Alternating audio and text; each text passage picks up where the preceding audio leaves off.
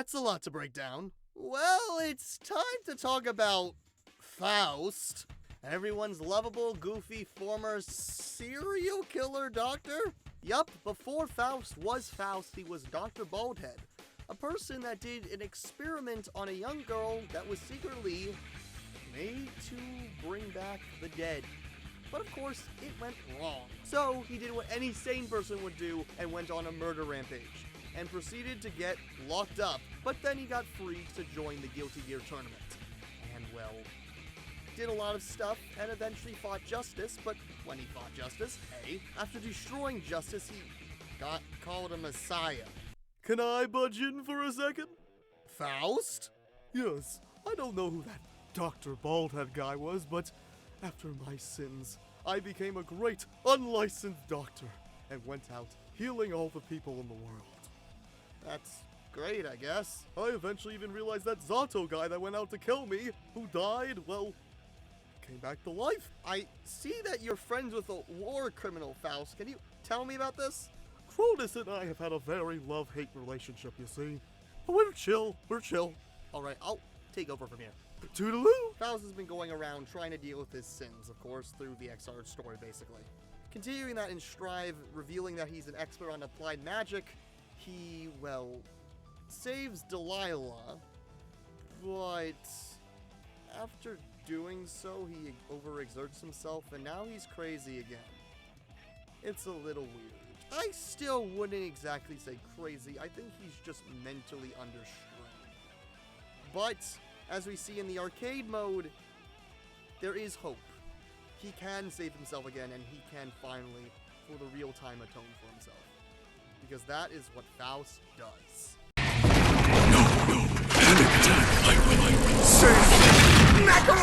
Hello everyone, boys and girls. It's Faust, your favorite doctor. And, well, I got a little cuckoo up in the head because of the events of another story. And we're here to talk about, well, why that might be. Yeah, this is David Leibowitz with Philosophy of Video Game Philosophy, and we're going to talk about, I had a poll, people decided by a landslide that they wanted the most incomprehensible song in all of Guilty Gear Strive. Maybe not all Guilty Gear, but Guilty Gear Strive. Alone Infection, Faust theme. And I know a lot of people are a little split maybe about the direction they took with Faust, taking him a little bit back into his Dr. Baldhead days. But really, this is absolute brilliance. So here, I'm going to talk about how this relates to the works of primarily Albert Camus, and a little bit of another novelist, Italo Svevo, in regarding concepts like life being a sickness, but of course, majority-wise, the reality of the absurd that makes perfect sense with Faust's character. Am I going to talk actually about the Goethe's Faust itself? Only Camus talking about it, which will be a very little bit. So, I'm David Leibowitz. I know my philosophy. I know my psychoanalysis. I basically got my graduate degree from the University of Chicago, a master's in social sciences. So I'm an academic and I know my stuff. So I took a lot of time to read up on Camus for you guys. And without further ado, Alone Infection.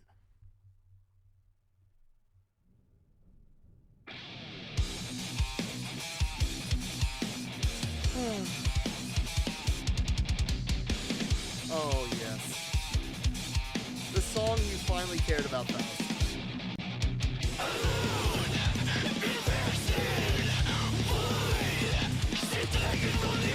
Did I also say I was a singer? I am a singer, too. So, very much you hear performance-wise, a very heavy focus. This is obviously going a little bit into death metal, a little bit. Basically death. Either grungy metal or death metal. Again, I'm not an expert on that, even though I love it. But basically, these first notions are about some disparate ideas. The main title of the song is Alone Infection. And this deals with a few themes. First is the notion of the idea of sickness, which is a lot more philosophical than might just be meets the eye. Because in in Camus' work and in the work of Italo Svevo, speak about the idea of being sick as the idea. Well, Italo Svevo talks about the idea of being sick as not meeting the demands of evolution, which makes sense in a rational idea. When you're sick, you're not physically fit. But because we've gone away from civilization, yet we try to work against ourselves, as happens in Zeno's Conscience, where basically the world of Zeno's Conscience, as well as his first novel, I don't know, I haven't read his second novel, but in A Life and Zeno's Conscience, people are basically very selfish, very out to get themselves. And the individuals of both, basically the main characters of A Life, Zeno's Conscience, and Albert Camus' The Stranger, are very socially off-put. They're trying to fit in, but they can't really, especially A Life and Zeno's Conscience. The guy in A Life just gives in at the end and kills himself because he just doesn't want to deal with the work of the battle of life, which I think is a thing, as we're seeing with the chaos and the void and the lack of meaning in life. The void specifically refers to, I think Camus speaks about the void of the void of existence, when you realize that's what all the afterlife is there might be an afterlife, but there won't be. But if there is, it's just a void. So that's the emptiness and the meaning and the absurdity of life. But basically the idea is that being alone is being sick. So Faust is now fundamentally, look at him, he's physically very sick. He has gone away from his animal existence. But fundamentally, it doesn't matter if you are animal or if you are or not conforming. It's either the people who are trying to get at it, or the people who are lounging. And obviously Faust is not lounging right now, but he sort of is, because he's taking a back break from trying to think about what happened to him at the end of another story, where he's sort of retreated into overexertion. So his sickness right now is him just trying to find himself, and how he deals with finding himself in the web of life is very important. And then, of course, the chaos is the idea in Albert Camus and Italo Svevo, and definitely in Schopenhauer as well. People are out to fight each other. People, you have in The Stranger a bunch of people beating up each other, basically, like a guy beating up a dog, murder, and all that stuff. Italo Svevo, people are very selfish. People are fundamentally towards their animal aggressive instincts. And shit attacking from the other side is, basically, you could say, as a friend of mine said this as the notion of war. That, oh, what's war? It's shit attacking from the other side. All right, let's continue.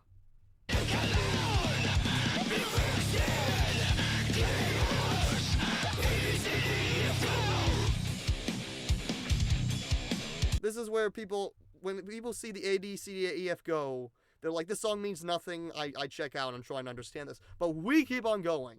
This is just like an animal just trying to speak. This is like a person, he's sort of retreated back into a fetal, sort of weird, child, chaotic state. And he's trying to speak, trying to be human again by just saying the count.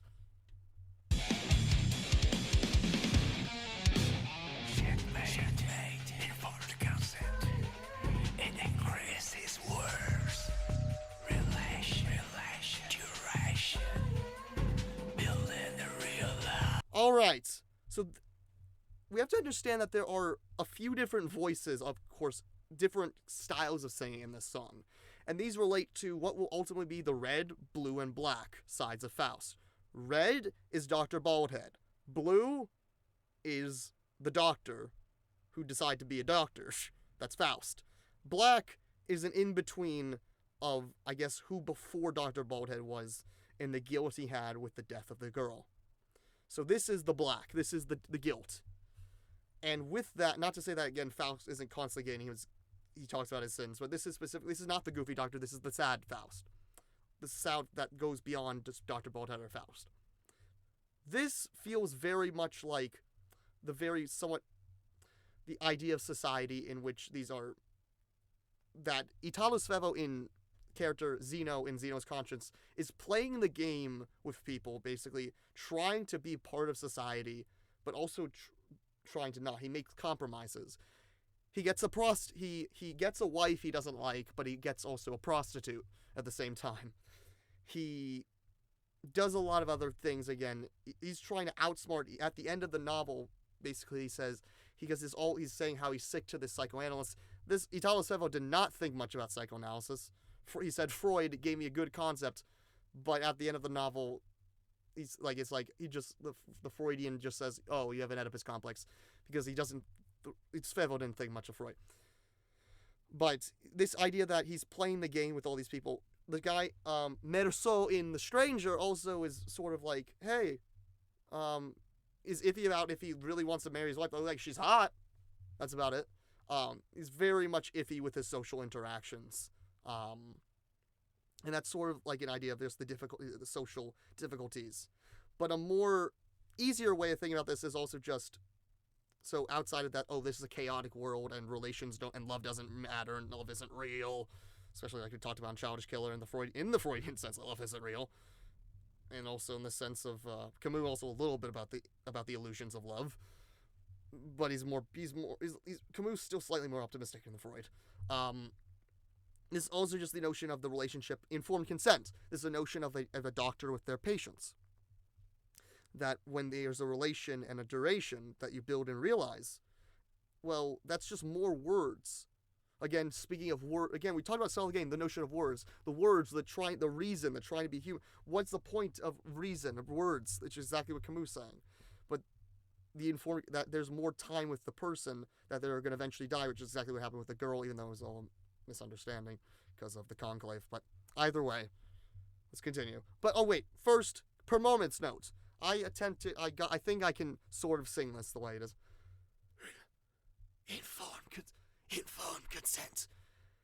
It increases. No, I couldn't. But basically, what I could do is I got like a Starscream Megatron movie voice sort of going, and it's in tone. It's a whispery, intonated voice. It's very unnerving. Naoki's a brilliant singer. The amount of different voices he can do with it, like this man. I'm an over-top actor, but over-top singer, that's even higher level. Now we're back to the voice of the over-grungy screaming, that is the insane Dr. Baldhead. Will not come, though, that's still the guilt, that's the guilt. Messiah, because again, when Dr. Baldhead finishes, what leads him to be Faust is that after he defeats justice, they all scream that he's the Messiah. But now he has such imposter syndrome that he doesn't think he's the Messiah. Or just in a more general light, Camus doesn't believe in God. Camus thinks that everyone who's religious is delusional. He also thinks that everyone who's trying to be rationally scientific is delusional. So he thinks basically everyone's delusional, and that we're living in an absurd world. So therefore, it doesn't matter that the Messiah will come. There will be no hope in life. The hope is fleeting. But that doesn't mean that you can't be happy.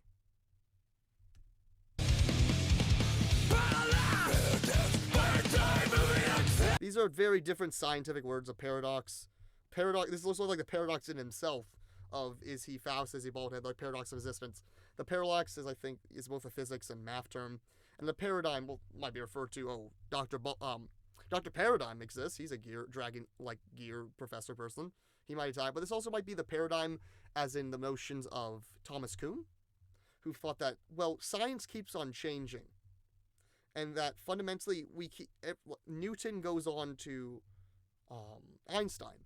And we fundamentally start from the ground up each time, and just science trying to talk about the same thing over and over in a different way. And Camus sort of speaks on this, all these scientists, they think they try to find order in this existence, but they can't really. So this is all these scientists, all these science trying to find order. There is no sense of order. There is no order. There is no certainty in life.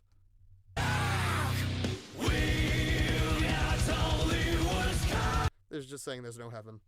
But also one Earth. There's a little bit of environmental. So we got only sky. That means we only got one Earth. And that means we got to protect it. Blue, red, and black hair. Blue again, Faust. Red, Dr. Baldhead. Black, the guilt. What is it like to you? No one can see the colors but you. This is basically saying that this is sort of like the Svevo idea or the Camusian idea that I'm the one that sees beyond all this delusion. Sort of Nietzsche could say this as well, even Jung did a little bit, and or especially even Schopenhauer, Nietzsche and Schopenhauer with their notions of genius and being above everyone else. That, oh, I see the reality, that there's no God, there's no none of this. I can see the true colors of life. There's also the colors of only Faust can really realize his Faust's true colors, that he's the Dr. who is inside of him, who is truly him. We're back? But, yeah, basically Faust is saying that everything, that this is the dialectic this is the dialectic of the self. We talked about the dialectic of the self in the Testament. They're sort of the two different sides of the self, and as we talk with our shadow, the part of the self we repress. All right, let's continue.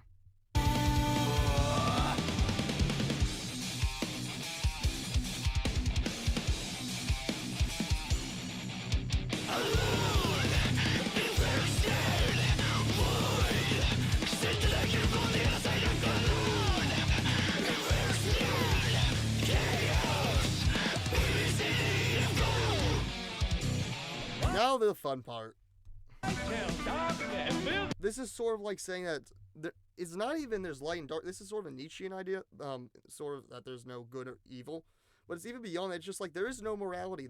We've already gone absurd. There is no even rules of existence. They're gone. That's a more community. There's absurdity. Life is absurd.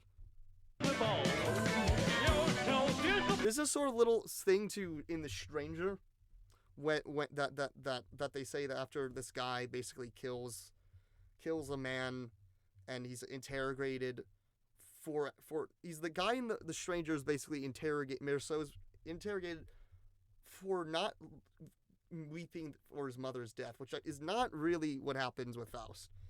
But they say he's guilty for killing the man because he doesn't have a soul. So this is sort of like when we get rid of God, of course we get rid of the soul.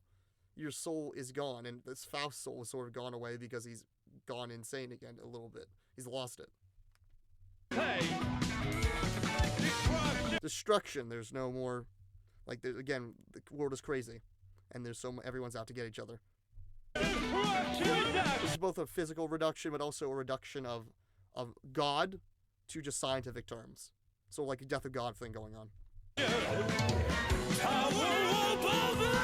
The Tower of Babel actually is referred to in Camus' work The Fall, where it talks about like a Cro-Magnon man sort of in the Tower of Babel. Think about this sort of like, there's multiple ways to think about this. There's the Tower of Babel, that this is where we originated, which is where man's ideal state, and it crumbles, and now we're in chaos because we get on away from our ideal existence. There's also the reverse idea, that the Tower of Babel is the idea of humans trying to become God, which is exactly what Faust was unbeknownst involved in an experiment to resurrect, again, was a resurrect a girl that was eventually used to resurrect Zato 1.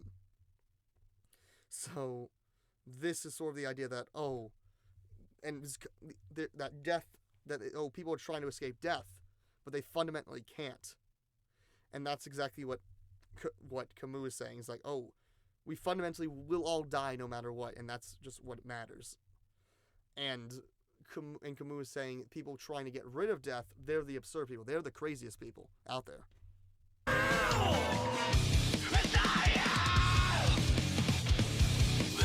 And that's why Messiah will not come, because this religious deliverance will not happen.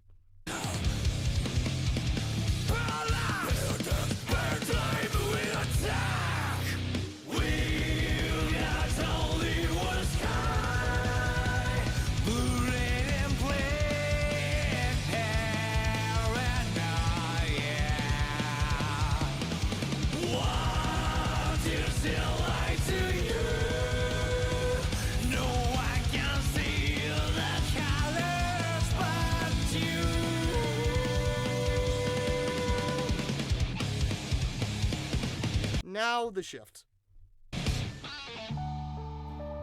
This is back to the guilt. This is both the guilt and also this is Faust talking as well.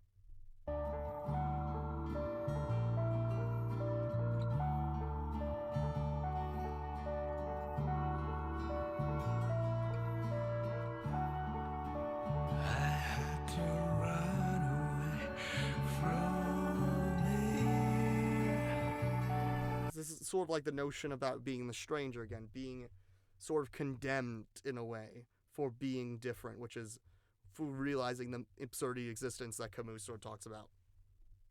As well as sort of the free spirit in Nietzscheans, like Zarathustra running away from humanity and all their craziness by denying their animal nature. The storm hit, sort of like when he goes back to being crazy again, to being Dr. Baldhead. This is both him talking to other people, but also just him. This is the Faust, get the guilt, and Dr. Baldhead all trying to say, okay, I see, we get each other. We're trying to integrate each other. The Jungian sense of integrating all the parts of the self.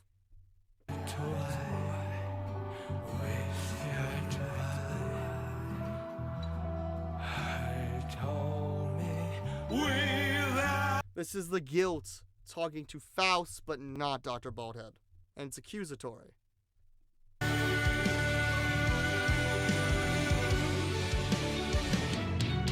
This is now, it's triumphant. Now we're going to the major key. Without you. Like, it's like, no, I don't need you, Dr. Baldhead. I will accept you that you are there, but it doesn't matter. I will be good again. I can save me. That's what he says. I can save me. I can do it. All I can do is, I'm the only one who can save me, and that's what I should be focused on, is my own mental health. All right, we're back. Sorry about that. Just wanted to redo this little segment again.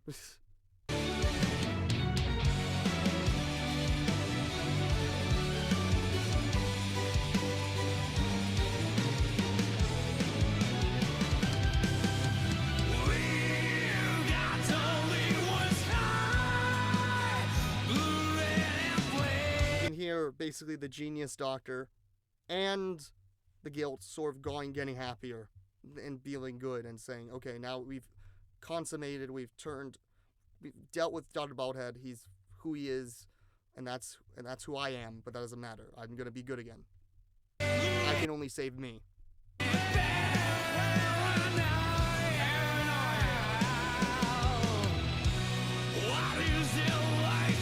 Speaking to Dr. Baldhead, what's it like to you?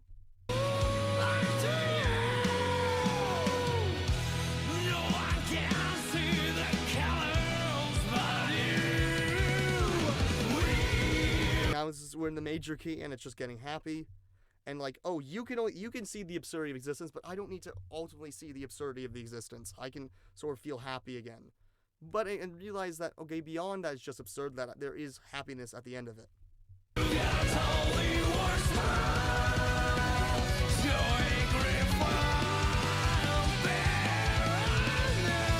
This is basically at the end of the myth of Sisyphus, at the end of the stranger, at the end of the plague. Life is a plague, life is sickness, but at the end, everyone rejoiced, everyone had joy.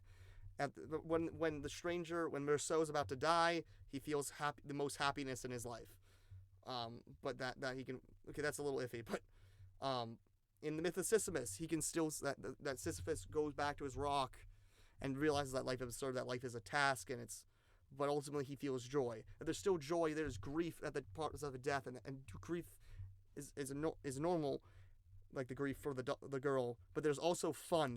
We can have fun in the comedy of life, in the absurdity of life, in the joy of life, and feel happy.